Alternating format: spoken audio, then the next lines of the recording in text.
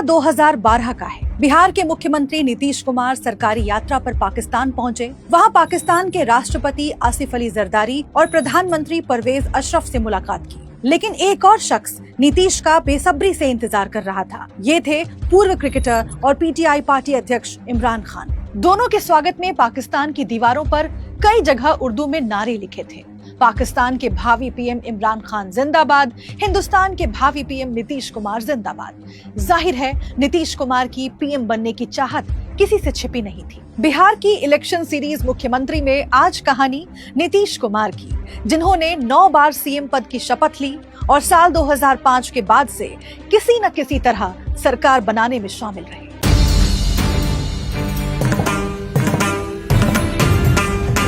1 मार्च 1951 को पटना के बख्तियारपुर में नीतीश का जन्म हुआ। पिता राम लखन सिंह आयुर्वेदिक वैद्य थे, मां परमेश्वरी देवी घर संभालती थी। नन्हे नीतीश को वे प्यार से मुन्ना कहकर पुकारते थे। उसी दौरान के एक हादसे को याद करते हुए नीतीश के दोस्त उदयकांत अपनी किताब नीतीश कुमार अंतरंग दोस्तों की नजर से में लिखते हैं, बारिश में गंगा नदी का पाट चौड़ा होकर घाट के ऊपर तक आ जाता था।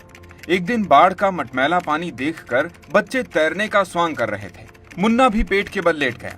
तभी उसकी ठुड्डी सीढ़ी से टकराई और गहरा जख्म बन गया, जिसका निशान आज भी नीतीश की ठुड्डी पर दिखता है। नीतीश की शुरुआती पढ़ाई बख्तियारपुर से हुई। घर वाले चाहते थे कि वे इंजीनियर बने। जून 1967 में उन्होंने बिहार कॉलेज ऑफ इंजीनियरिंग में दाखिला लिया, जो अब NIT पटना कहलाता है। सीनियर जर्नलिस्ट संतोष सिंह अपनी किताब रूल्ड और मिसरूल्ड में लिखते हैं, नीतीश राम मनोहर लोहिया के समाजवादी आंदोलन से प्रभावित थे। साथ ही छात्र राजनीति में भी सक्रिय थे। जब पिता को ये पता चला तो उन्होंने पहले पढ़ाई पूरी करने की सलाह दी। इसी से जुड़ा एक किस्सा है। नीतीश नेवी अफसर भर्ती के लिए इंटरव्यू दे रहे थे। इंटरव्यू खत्म होने पर जब वो जाने लगे तो पैनल के चेयरमैन ने कहा, नौजवान, तुम हो पक्के नेता, फौज की नौकरी कैसे करोगे? नीतीश ने उल्टा सवाल कर दिया कि आपने बिना बात किए किस आधार पर मुझे नेता करार दिया। आखिरकार उनका सिलेक्शन नहीं हुआ। नीतीश इसी तरह के अलहदा व्यवहार के लिए जाने जाते थे। कहते हैं एक बार मछली खाते समय उनके गले में कांटा अटका तो उन्होंने नॉनवेज खाना छोड़ दिया। जब नीतीश फाइनल ईयर में थे तो परिवार ने मंजू कुमारी से रिश्ता तय कर दिया। जब कार्ड छपने लगे तो नीतीश को पता चला कि शादी के लिए 22,000 रुपए दहेज तय हुआ है। वो परिवार से गुस्सा हुए और शादी के नए कार्ड छपवाए, जिसमें लिखा था, तिलक, दहेज एवं शोषण युक्त कुप्रथाओं से मुक्त और पुष्पमाला एवं आशीर्वचन के अतिरिक्त किसी प्रकार के उपहार का आदान प्रदान नहीं होगा। 22 फरवरी 1973 को नीतीश और मंजू की शादी हो गई। पढ़ाई पूरी करने के बाद नीतीश को रांची में ट्रेनी इंजीनियर की नौकरी मिली, लेकिन वो वापस पटना आ गए और जयप्रकाश नारायण के आंदोलन से जुड़ गए। जेपी उन्हें बेहद पसंद करते थे। इमरजेंसी के बाद जनसंघ समेत कई विपक्षी दलों ने मिलकर जनता पार्टी बनाई तो नीतीश भी इससे जुड़ गए। फिर आई 24 मई 1977 की तारीख। पटना से 90 किलोमीटर दूर बेलछी गाँव में 8 दलितों और 3 सुनारों को जलाकर मार दिया गया। 31 लोगों पर केस हुआ, जिनमें से ज्यादातर कुर्मी यानी नीतीश की जाति के थे। लेकिन नीतीश ने पीड़ितों का साथ दिया। इससे कुर्मी जाति के लोग नाराज हुए और नीतीश को इसका खामियाजा इमरजेंसी के बाद 1977 में हुए विधानसभा चुनाव में भुगतना पड़ा। जनता पार्टी ने नीतीश को हरनौत से टिकट दिया, जो बेलछी से महज 6 किलोमीटर दूर था। नीतीश को कुर्मी समुदाय का साथ नहीं मिला और वो 6,000 वोट से चुनाव हार गए। 1980 में वहीं से दोबारा लड़े और फिर हार गए। सीनियर जर्नलिस्ट सुरेंद्र किशोर कहते हैं, चुनाव हारने के बाद एक दिन नीतीश मुझसे पटना के कॉफी हाउस में मिले। उन्होंने मुझसे कहा, एक दिन तो मैं सत्ता में आऊंगा, चाहे जैसे भी हो, लेकिन ये तय है कि अच्छा काम ही करूंगा। इसी बीच झल्लाहट में नीतीश ने फैसला किया कि वे राजनीति छोड़ देंगे, लेकिन तभी उनकी मुलाकात समाजवादी नेता चंद्रशेखर से हुई। उनके समझाने पर नीतीश तीसरी बार 1985 में हरनौत सीट से चुनाव लड़े और 22,000 वोटों से जीते। इसी बीच जनता पार्टी में फूट पड़ने लगी। जनता पार्टी से जनता दल निकला और नीतीश भी इसमें चले गए। उसी दौरान का एक किस्सा है।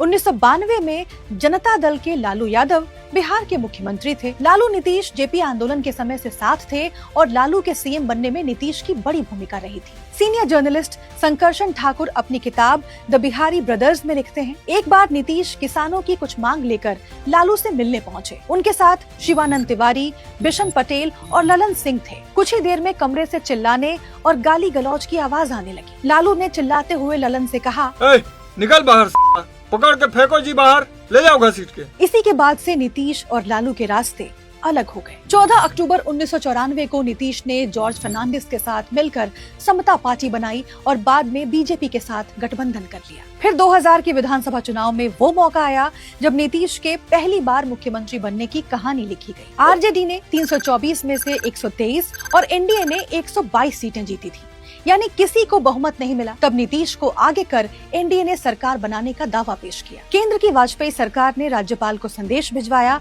कि नीतीश को मुख्यमंत्री पद की शपथ दिलवाएं। इस तरह 3 मार्च 2000 को नीतीश कुमार पहली बार बिहार के मुख्यमंत्री बने। हालांकि तमाम उठापटक के बाद एनडीए 147 विधायक ही जुटा पाई, यानी बहुमत से 16 कम। नतीजतन नीतीश को इस्तीफा देना पड़ा और राबड़ी देवी बिहार की सीएम बनी। आगे चलकर 30 अक्टूबर 2003 को समता पार्टी, जनता दल और लोक शक्ति पार्टी मिलकर जनता दल यूनाइटेड यानी जेडीयू बनी और एनडीए से गठबंधन जारी रखा। 2005 के चुनाव में एनडीए ने फिर से नीतीश को सीएम फेस बनाया और बहुमत हासिल किया। 24 नवंबर 2005 को पटना के गांधी मैदान में नीतीश कुमार ने मुख्यमंत्री पद की शपथ ली। इस तरह बिहार में नीतीश राज शुरू हुआ। 2000 से अब तक नीतीश कुमार 9 बार सीएम पद की शपथ ले चुके हैं। समर्थक उन्हें सुशासन और सोशल इंजीनियरिंग के लिए जानते हैं, वहीं विरोधी बार बार सियासी रुख भांप कर पाला बदलने का आरोप लगाते हैं। इसे कुछ इस तरह समझिए। साल 2014 लोकसभा चुनाव से पहले नरेंद्र मोदी को एनडीए का उम्मीदवार बनाए जाने से